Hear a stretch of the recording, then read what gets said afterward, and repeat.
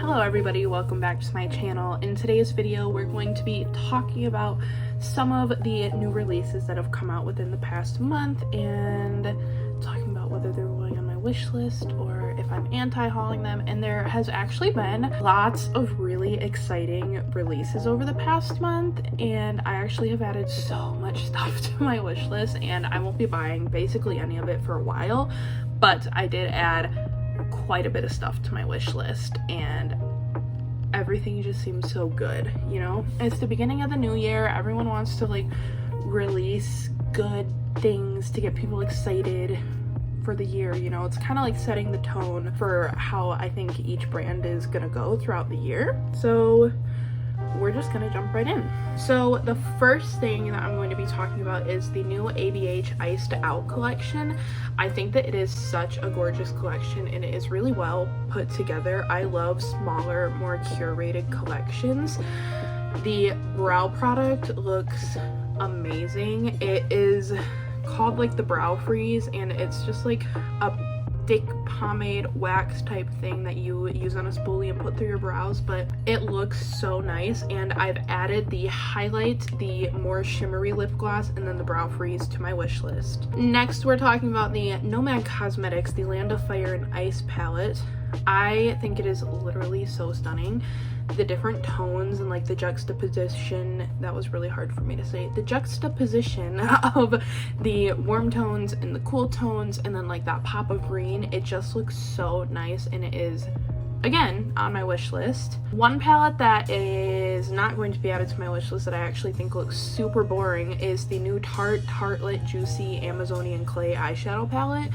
It literally looks like every other palette that Tarte has ever come out with. I don't think it is literally exciting at all, and it looks pretty light too. Like, it doesn't look like it could work for deeper skin tones, which Tarte definitely, I feel like that is something that they have struggled with in the past, is being inclusive. So it's kind of disappointing to see them in their first release of the year be pretty lacking in inclusivity. So Keys Soulcare released some new products to their line, and the entirety of that brand seems so well thought out, and the products themselves, the way that they're described, they sound so nice, and like the entire philosophy of the brand I just really enjoy. And so at some point I do think that I want to like pick some of their items up, but I just like genuinely don't know when that will be.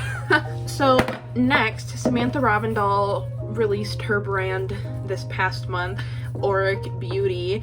It is so well thought out. The first launch seems so well thought out, and just like the Glow Lust has such a good shade range and it can work for literally so many different skin tones. I actually picked up the Glow Lust and two of the shadows. I have the shade Temper and Ego, and I do want to pick up Defiance at some point just because I really have been enjoying these, and I've been really loving the Glow Lust as well. So I'm really excited to see what Auric comes out with throughout the year.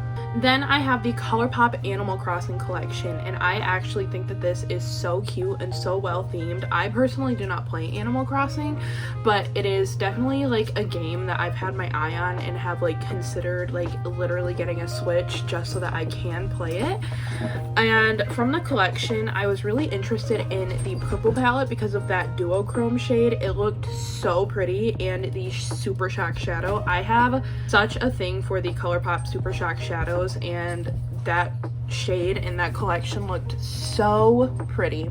Next is something that is not adding to my wish list that I am actually anti-hauling, and that is the Pat McGrath Labs Divine Rose 2 collection. So they came out with their Divine Rose 2 collection, and then they came out with another addition to that collection. So it's literally the Divine Rose 2 collection.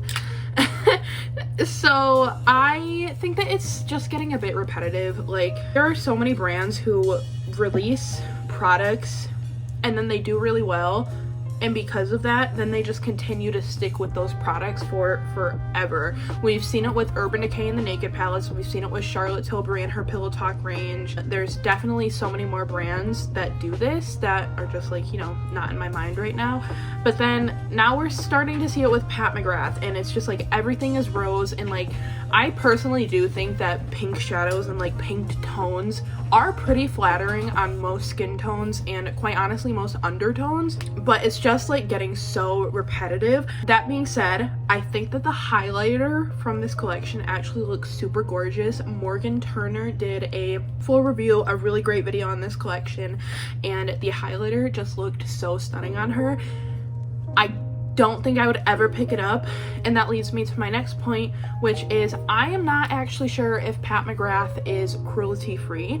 I know that they do sell in mainland China. Once a brand enters the Chinese market, their products can be subject to animal testing, so it's kind of like one of those gray area brands along with like Fenty and Wet n Wild, Physicians Formula. There are so many brands that are kind of in this gray area of cruelty free, and I tend to try to stay away from those. Kona. Oh my god. I tend to try to stay away from those brands in the gray area of cruelty freeness, just because I have like a very strong moral conflict on those brands. All that just to say, I think the highlighter is really pretty. Now, next we have the Clinique Even Better Clinical Serum Foundation. I don't even need to say why this is going on my anti-haul and why I'm even talking about it. You can see just by the picture of it why it's in this video and why I'm anti-hauling it. But just in case you aren't catching on, this shade range is terrible. It barely goes to like medium tan. It most certainly does not go to deep or rich or anything, and I'm pretty sure that this is even a relaunch of this product and they still have such a terrible shade range. Kona is really all over the place today, and it's just literally 50 shades of white and so non-inclusive. And Clinique is one of those brands that like literally has never been inclusive, and quite honestly it's like, will they ever be? Probably not, just because yikes. Next is the Lights Lacquer Birthday Brat collection. I bought it. It is super pretty. I don't want to dig through my entire thing to try to find the shades, so just know that I do have it. The shades are really pretty. I am a huge Lights Lacquer nail polish fan. I actually have it on my nails right now, and chances are I will continue to buy everything that they release because their polishes are just so good. Next, we have these new lip products from Kaja. It is the Strawberry Rose Balmy Bento and the Gloss Shot Hydrating Lip Gloss. They look so pretty. In my notes here, I don't know what I was saying, but I literally wrote, they actually look so beauty. So there's that.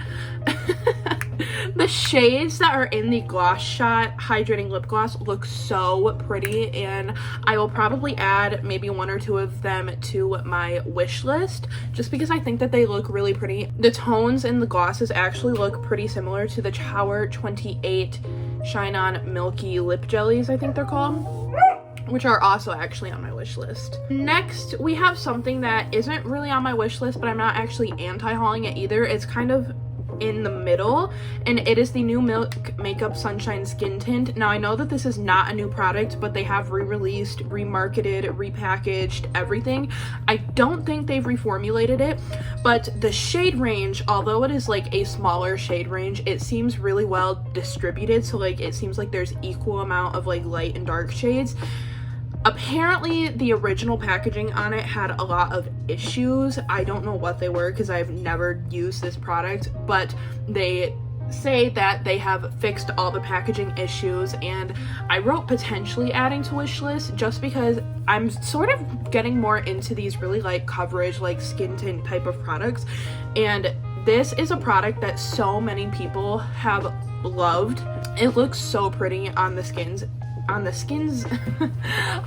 people who I've seen wear it, so I'm just not sure. I know that Milk Makeup has also been undergoing some controversy, and typically I try not to buy from brands that have been going through controversial issues, but if I'm being honest, I don't actually know what their controversy is. Maybe that's really bad, but I will definitely have to look into it to see if I feel comfortable supporting Milk Makeup right now. And later on, I actually will be talking about another Milk Makeup product that is being added to my wish list. Next up, we have the new Naked palette from Urban Decay. Again, I feel like Urban Decay is just beating a dead horse. That is such an awful phrase.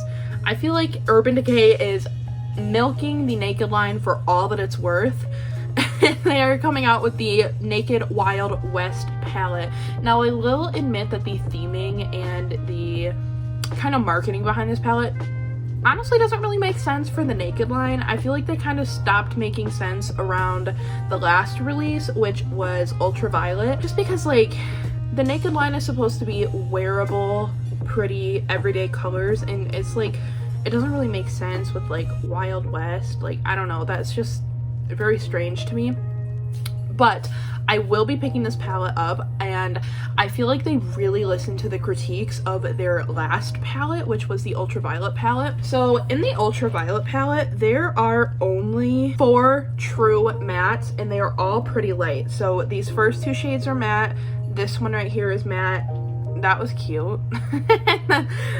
This purple right here is matte, so there's no deeper shades that are matte, and then the rest are shimmers. And this is such a gorgeous palette, and I really do love it, but there were so many critiques that people wished that this palette had more matte. So they released this palette, and that was the main critique, is that people wished that this palette had more mattes, and honestly I kind of do too.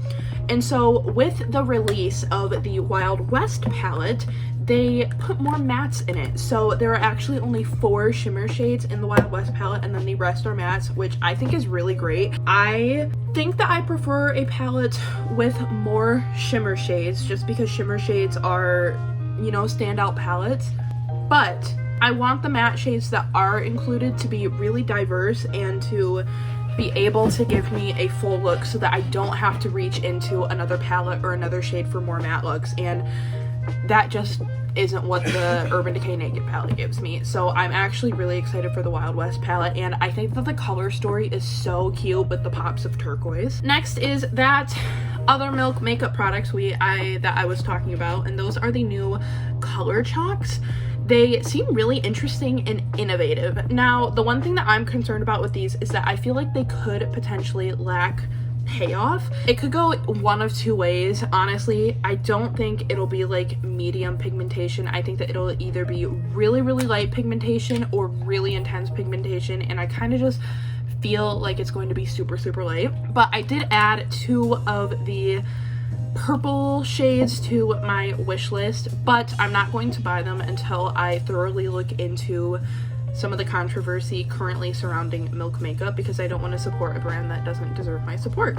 And then we have a brand that I haven't really talked about on my channel before, but it is a brand that I have like had a brand crush on for a while, and that is Menagerie Cosmetics. They are coming out with their new Flight Club palette, and they have animal themed palettes, which I think is really adorable, and I think that a percentage of their proceeds goes to a charity supporting animals. I will definitely have to look into that more, because I know that they have really awesome morals behind them.